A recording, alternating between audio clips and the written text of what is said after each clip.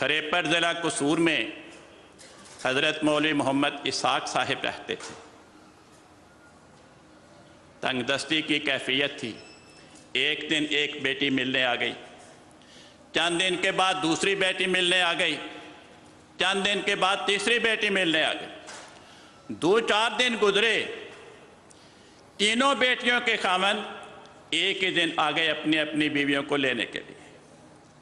रात को मेहमानों ने खाना खाया, घर के अफराद तो सो गए, मगर मौलवी साहब को नींद नहीं पड़ रही थी। उन्हें ये बेचैनी खाए जा रहे थे, मेरी जेब खाली है। सुबह तीनों बेटियों ने अपने अपने खामदों के साथ अपने ससुराल को रवाना होना है। मैं क्या दे के इन्हें घर से रवाना करूंगा?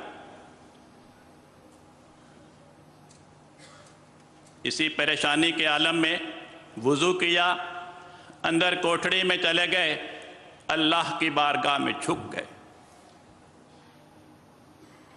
दुआओं में मगन हो गए।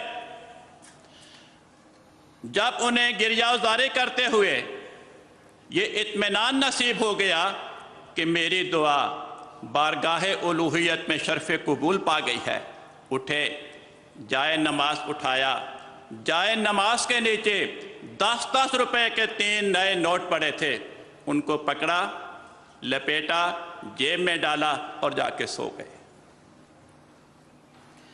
दोस्तों, क्या उस कोठड़ी में, क्या उस जाए नमाज के नीचे नोट बनाने की मशीन लगी हुई थी?